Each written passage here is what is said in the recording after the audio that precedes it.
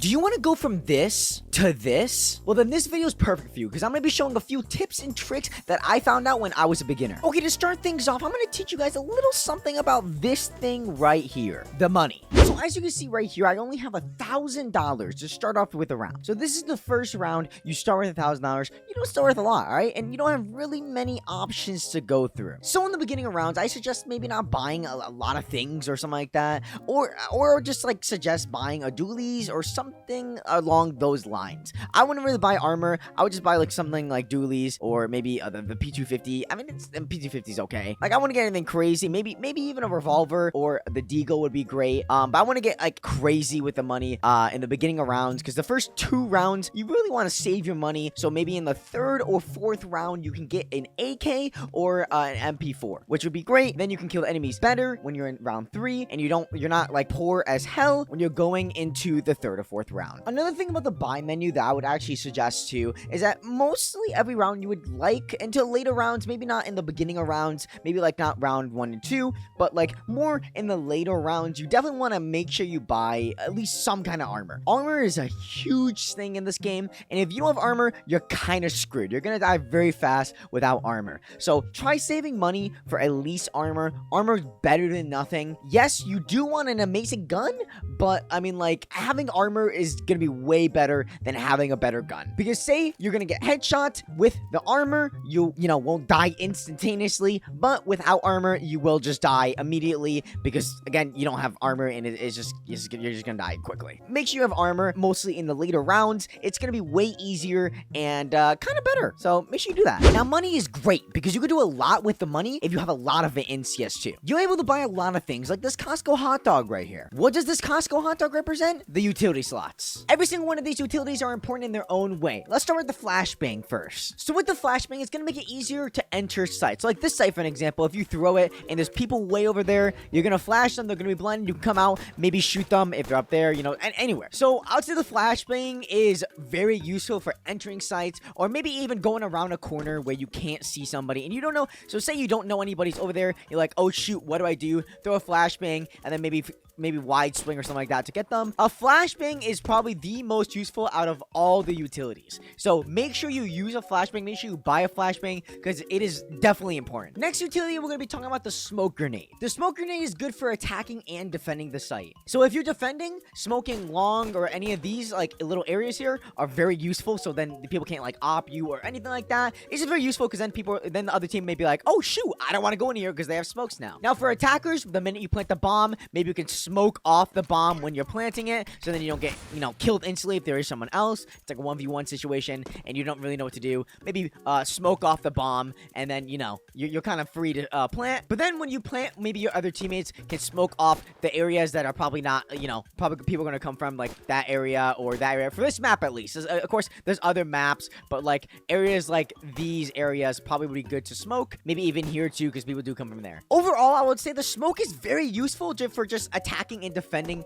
a site. So I would actually say that the smoke grenade is probably the 2nd best utility in CS. The 3rd utility I'm going to be talking about is the grenade. Now the grenade is very useful for if you want to get someone out of a corner, like this corner right here. You throw it, it hits them, it will make them low on health, and then maybe you can swing and then shoot them and finish them off. Grenades are also useful if you know where someone is and you know they're low. So say someone is here, the enemy team is low, they're low, they're at like 5 health, you throw a grenade in there, they die instantly. So the grenade is good to like either finish someone off or to scare someone out of like a little hidey hole like that. So overall, grenades are pretty useful, but grenades do not one shot. So if you're gonna probably grenade, it's probably to either lower someone's health or to finish them off. You're never gonna one shot anybody with a grenade. Next utility, we have the Molotov or the incendiary grenade on CT. So these items are very good for blocking off somebody, or if someone's in the corner and you really need to get them out, it's very useful for that. If someone's in this corner and you really need them out instead of like hurting them, you literally just throw that in there. They're gonna be like, oh shit, it's getting on fire. They're gonna have to run out because they don't want to die, of course. Of course they can go up there too, but running out would probably be the best option. And then then you're gonna get an easy pick because they're gonna run out with not preparing or anything. Then while you're prepared, you can shoot them easily. Also, it's also good for maybe blocking off something. Of course the smoke is probably better, but if you need to block someone off and you don't want anybody to come, you can block off an entrance if you need to. So I would say the Molotov is mostly really useful for if someone's in a corner and you need to get them out of there. Last but not least, we have the decoy grenade. Now, the decoy grenade is so much more useful than in CSGO because they added a feature that I thought was actually pretty good. I liked it. So if you ever have a smoke down and the other team is on the other side of the smoke, you can always decoy grenade to maybe get them away from it. So what the decoy grenade does, if you hear, you see how it sounds like I'm shooting from the smoke? The other team may be like, oh shit, he's smoking, and they may run away because they don't want to get, smoke shot or something like that. So yeah, the grenade is useful for making the other team seem like you're doing something, but that's only with the smoke grenade. If you throw it regularly, it's just not really going to do anything. Of course, people may think it's a flash, they may look away, well then you could just go out and then quickly get an easy kill. But yeah, each utility is great in its own way, and it's great to use in certain situations. So make sure you use each utility wisely, and especially use the flashes, because flashes are probably the most important ones. Yeah, utility is pretty important, but you know what else is important? Not dying. This thing right here is a killer for noobs. Now, you may be asking, why? Well, let me show you. So why are corners killer for noobs? Well, let me explain. So most people bring out their knife to run faster when you're trying to go to another site, right? If you have your knife out when you're going around a corner and the enemy's like over there, you're instantly dead because you're gonna have to pull out your pistol and then you're gonna have to shoot at them. All they have to do is just click shoot. You have to do too many steps to even try to shoot them. So the enemy over here is going to be more prepared than you ever are going to be. So when you're about to go in a corner, be prepared for an enemy to be over here because you never know what's going to be around that corner. So even if you have a flash, maybe flash it and then do it, even if you know an enemy isn't going to be there, because you never know where an enemy is going to be. Here's another good example, like this corner right here. So this is long over there. So if someone does have an op and you just, you're running out with a knife trying to go to this site, boom, if someone's over there, you're instantly dead because you're not going to be prepared for them to be over there. And you're scrambling for something and you're like, oh shit, and then you're just gonna die. There's no point in doing it. So corners can be useful, but also they could be your enemy. So just be careful when you're in a game and you're about to go around a corner. Be prepared, because if you're not prepared, you're just gonna die and you're just not gonna be ready for what is gonna be around that corner. So be prepared when you're going around a corner. You may have noticed that I have a little baby blue crosshair right there. Choosing the right crosshair is very important. Having a good crosshair can separate you from a good player to a bad player. So for beginners, I think coming to this map will probably be best if you want to choose a crosshair. It's just a workshop map called Crash Z Crosshair Generator. It's a really good map. This is why I got my little crosshair. It's really simple to use. It's really easy. For beginners, it's gonna be way easier. You could choose from all these. These are like competitive teams and stuff like that. Or you can make your own by clicking this or something like that. You want a little goofy crosshair, you can make it big, thick like this. Don't know why you would ever want this crosshair, but you could. Maybe some Roblox, Roblox crosshair. But yeah, I know I think is a really good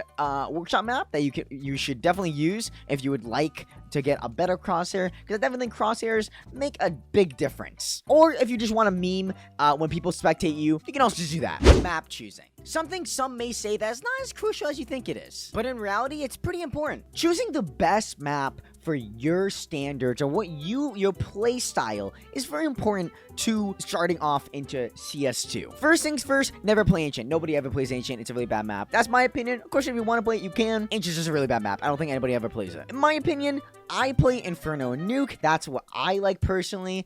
Each map has its specific thing that it's good at. So Office, for an example, is really good at just holding W and getting a shotgun. That's what that Office is really good for. Or like another map, maybe like Overpass, which is really good at maybe Ops, and like other things like that. Each map has its specialty, and knowing the callouts and stuff like that is really important. Having like one map that you're really good at, it would make you way better than going to all maps and then you're like, oh god, I don't know this map, I don't know the loadouts, I don't know where anything is.